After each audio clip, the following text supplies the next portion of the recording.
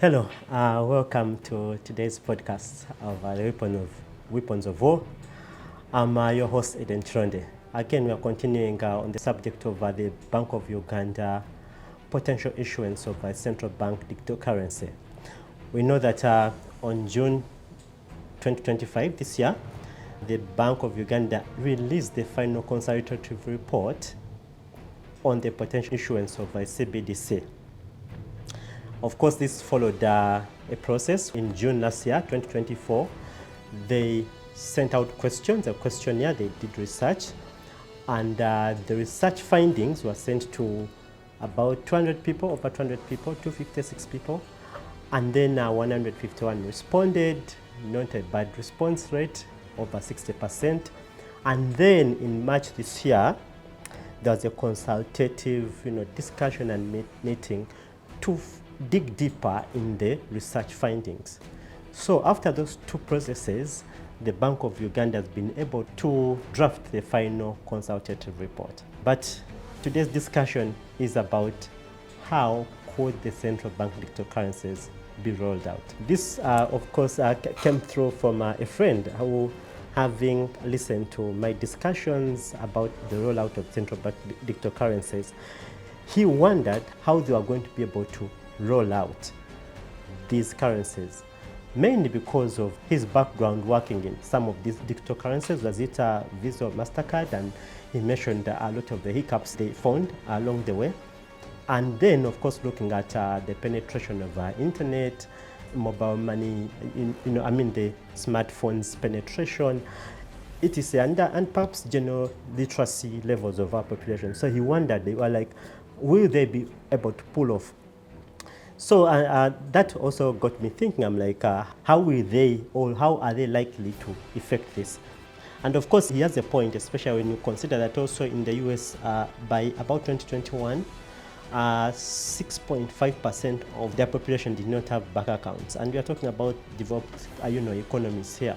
If they also have a certain percentage, low as it may sound, that don't have a bank account, then you consider our Uganda here, how will they be able to get all these people on this platform in order to roll out their agenda effectively? So that got me thinking that one, perhaps it will be, without a doubt, a mixture of a stick and a carrot. Stick, enforcement by force, forceful methods, and then there will be a carrot the other side where there are incentives. But the best example in recent times that we can look at is how the national ID was rolled out. Most of us is that the national ID, when it came through, a national ID, who needs it? What importance will it add to me? Why would I even need it at all? You get? So even those that got the national ID, they got it, I didn't just get it, but they knew they had perhaps their driving permits. If they are driving, they had their passports if they needed to step out of the country. It is so the national ID seemed like a new document that people say a solution that was looking for a problem. so though of course they said security, this, that, but there wasn't much benefit or reason as to why people would get a national ID. But over time, you realize that in Uganda, the national ID now is almost a must when accessing a wide range of services. And this we could look at if you're opening a bank account.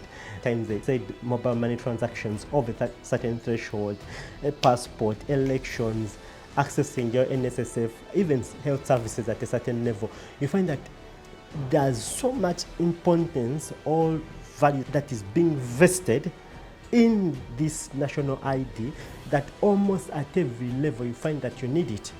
Otherwise, if you don't have it, then you can't access this. If you don't have it, then you can't access this. So because of that weight and that importance that has been loaded onto this national ID, without someone telling you go get it, you find that you need it. When they set out this new enrollment and renewal drive, on May 27, they said that they were targeting over 33 million Ugandans. Now that's not a redundant figure that they are just throwing around, because they know the kind of importance and weight that they have placed on the national ID. They know that people would be rushing to get it. Otherwise, if you don't get it, you miss out on this. If you don't get it, you are locked out of a system or service. So it's up to you, it's incumbent upon you to go even look for it before even they come to you. But you find that now there's this article on March 29, 2025, Now Post, that's where I got it, where they said national IDs to be required for all services, says the government. For all services. Now, when the national ID is required for all services, do you think they have to push so many people to go and get it? If you need a certain government service, you just know you have to go and get it. Even your own relatives and friends now will ask you, who are you that you don't have a national ID? You understand? But in the article, again, according to Now Post, the Ministry of Internal Affairs has warned Ugandans that soon all services will be pegged on the national ID, signaling a major shift in how citizens will access both public and private services across the country. The Commissioner of Citizenship and Passport Control at the Ministry, Brigadier General Johnson Namanya Abaho, made the statement, presiding over the stakeholders meeting at Entebbe where they were discussing the mass national ID registration, among other issues. Now, when they say that for all services it will be required, that's it. You need to go and get it. It's up to you now. You get, even almost without an incentive, they have loaded a lot of value on it that you need a bank account, you need a passport, you need that, whatever you need, even something as low as a SIM, you need it.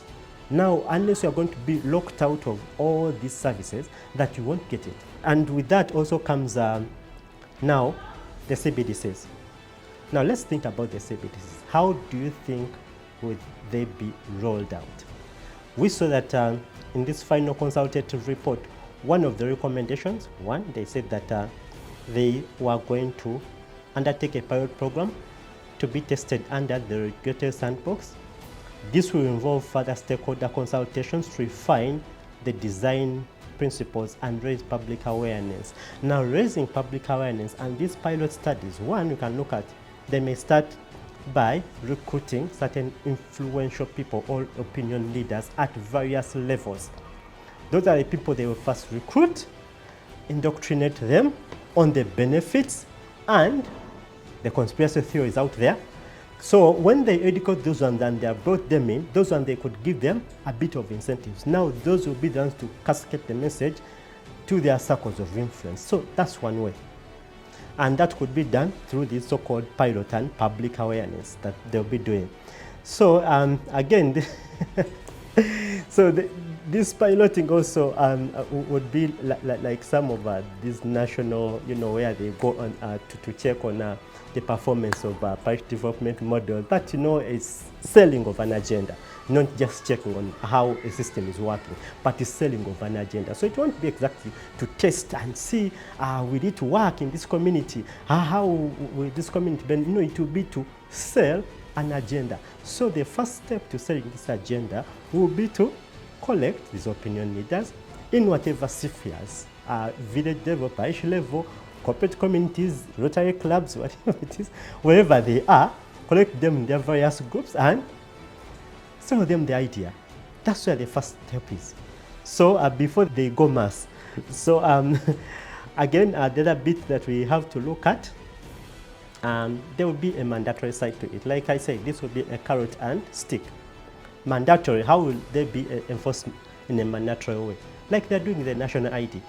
Just add a layer upon layer upon layer and look at the importance of the central bank digital currencies. For example, what if they say, in order to do any business with the government, you need to have a central bank digital currency. That means anyone seeking to do business with the government is a requirement. They ask, what's your central bank digital currency account? That way they brings in a sizable chunk of people who are looking for businesses.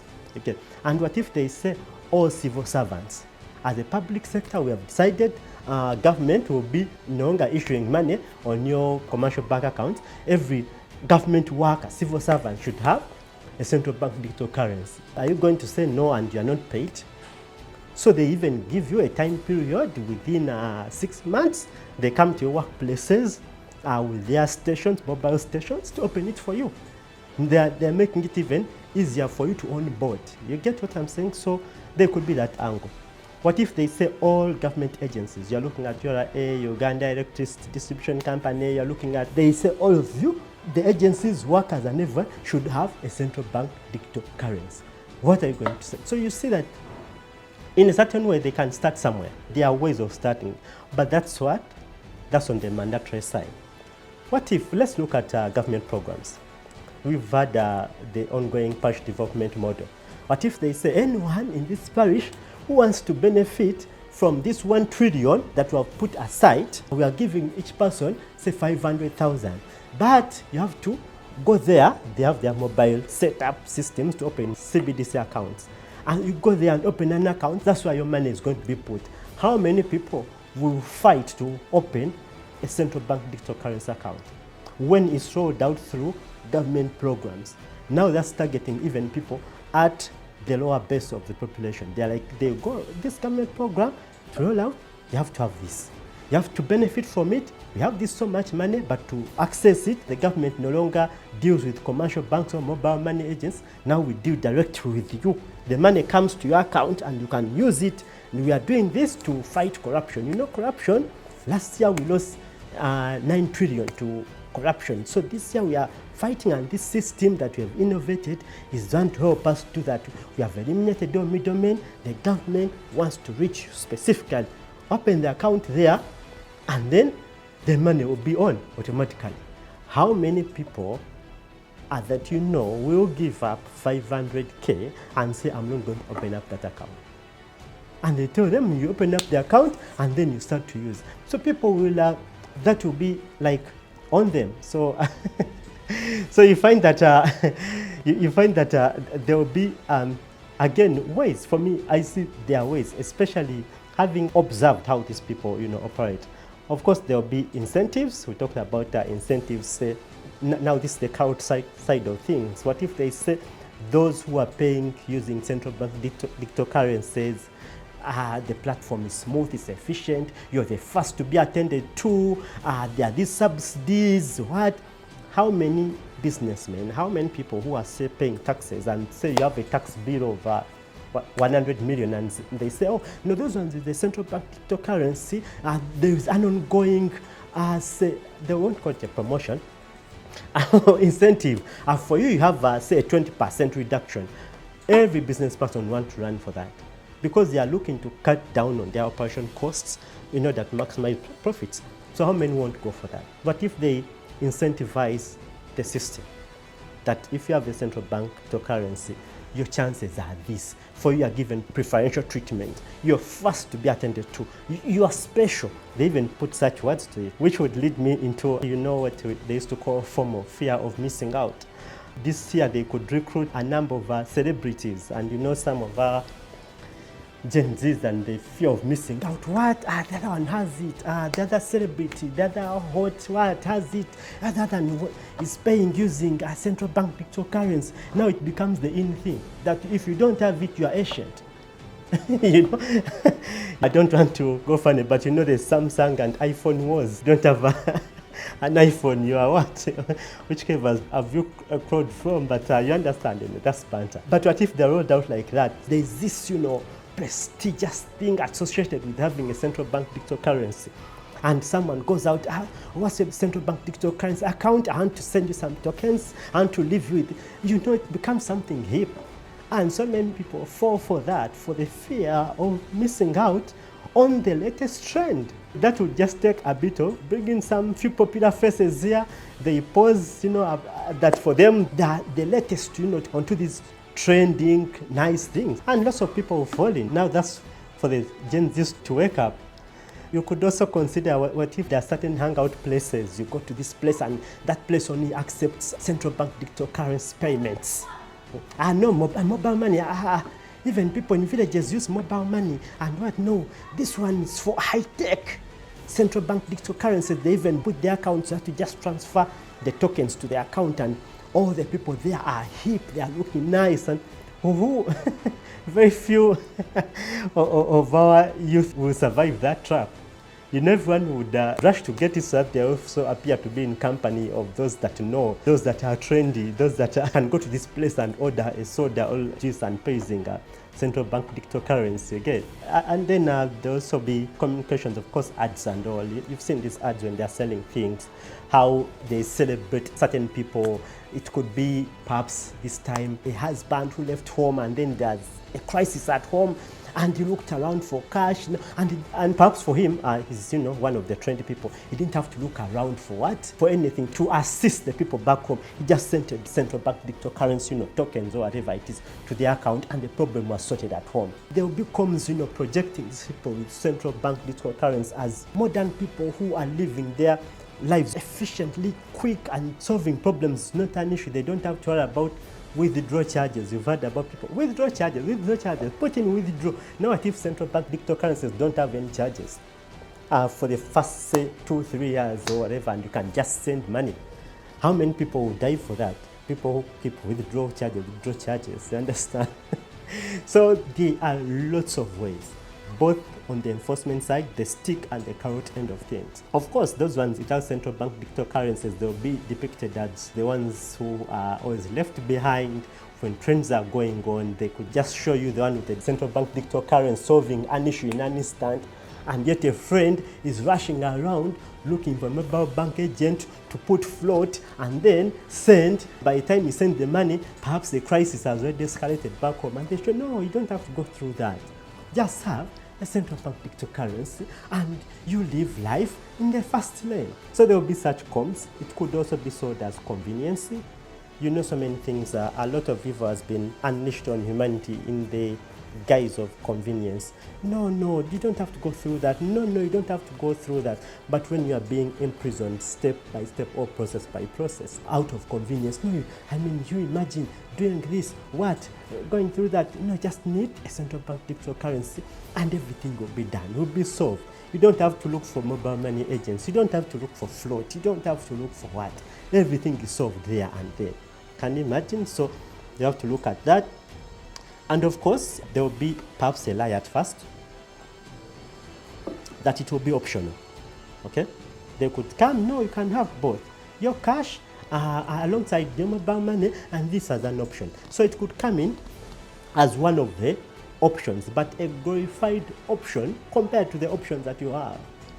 But we know that the ultimate end is to eliminate all the other options, that it remains the only option. And how will they make it your option of preference while you still run the other options? It's the incentives that they could pour out into this, central bank digital currency. Because of the incentives that could be there, perhaps chargeless, transactions, etc. Because of all that may come with central bank digital currencies, you may find that people will automatically use it more than the other platforms that will be now the options, and this becomes their main account of usage. So again, when it comes to bulk transactions, those could be easy. The likes of NSSF, business people, those ones who transfer in bulk, those ones also look at costs of transferring, say, 200 million shillings. What's the cost of transferring such money? What if there are incentives to that? Okay, so there are lots of ways that they could roll this in at all levels, at the base, in the middle, the Gen Zs, and even at the very top. One not to forget will be censorship and clamp down on conspiracy theorists. So of course, anyone talking ill about central bank digital currencies, that's a conspiracy theorist. So don't bother listening to them, listen to the experts.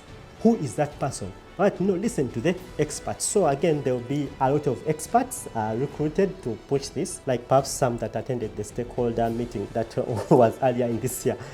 So they recruit theirs, and those that are going to be enrolled during the pilot phase, those could be some of the experts at all levels. So listen to the experts, leave the conspiracy theories. I'm sure that's not so new. It's a bit vivid. That should be vivid in your mind, seeing that we just run out of such a phase, run from such a phase in the pandemic.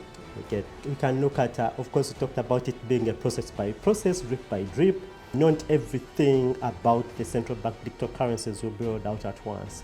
Because if it's all rolled out at once, everyone will know, no, this is an evil system, you understand? But it's process by process. It's like boiling a frog. You know what they say. I just turn up the heat gradually, slowly by slowly. By the time the frog wakes up that, oh, I'm being boiled, the water is hot and it's dying. But if you get a frog and just drop it in boiling water, it will just, jump out. So it will be drip by drip, slowly by slowly, as they turn up the heat at each and every time. And while I say that it will be, in the initial stages, it will be a carrot and a stick, as they turn up the heat in this process by process, you'll find that to be more of the stick and less of the carrot along the way. One of the latest developments that a bit shocked me, yet it shouldn't have, was that when I read that the CHAN tickets, this Africa Nations Tournament for domestic players, that all football tickets are going to be online. It shocked me a bit because of this not say blankets and wine or a high-end jazz concert or that is targeting a certain person who is used to transact online. When I look at football and I look at the typical football fan who goes to the stadium and sits in the kirasha and enjoys the football, and then you tell them all the transactions are going to be online, I'm like, whoa, all the transactions are going to be cashless. I'm like, they are really pushing this cashless agenda, because that kind of person is, on any other day, usually they are used to transacting in cash. They will get their 20K or 10K, rush to the stadium and pay. But now they are forcefully putting them into this digital system. You have to get on at least mobile money for now. What if there is another, in terms of rolling out the central bank digital currencies, what if there comes other functions, other events where they say, oh no, this one will only pay using central bank digital currencies, this one only central bank digital currencies, and yet there are people's passions that they want to attend. What will then happen? You see how they'll be pulling in more and more and more people. So for me, so while I appreciate my friends, reasoning that how will they roll out this, because it seems almost impossible at all levels when you consider the literacy levels, the digital infrastructure that we have in place, the costs, though they may be low, they are still considering so many people. They may not have the disposable income to invest in the internet, smartphones, even the spread of our internet. Does it reach almost the far-flung places? I don't know. And when we think through all those things, so I understand where my friend was coming from, wondering how they roll out these central bank digital currencies. But then, one thing is that he is a rational person.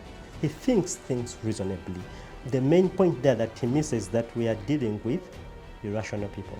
These people don't reason things, they will reason them. We care about people. We think through things. They do not. If again you're wondering how, what, no, they do, they should. You just have to look back 2020, 2022, whatever they did. That should show you the hearts of these people, that you're willing for people to die while you lock them outside of hospitals. You're willing for children to lose 2 years of their academics while you lock them home. You are willing to destroy economies, declaring curfews, no movement, no what, over a variance with a 7.3 survival rate. Imagine those kind of people. Those are the people that we are dealing with, that while you may think rationally through these things, how will they do them? You are a good person. These are evil people. Actually, if you're locked out, they don't care. Find your way onto the grid. Now, when that time comes, you cannot buy or sell, then you have to find your way on the grid. If you're in the village, I don't know, find a way of getting onto the grid. That's up to you, it's not up to them. And that time too will come. Okay. So we have to know that certain of these questions, they are good questions, but you also have to know the kind of people that we are dealing with. We are not dealing with you and me, who still have that conscience, who still have that heart for people. These are irrational people that we are dealing with. So the weapons of war, I've been your host, Eden Chironde, but again, I request that you share the link with your friends within your circle of influence, and let's keep the discussion going in the comment section. Thank you so much. Till next time.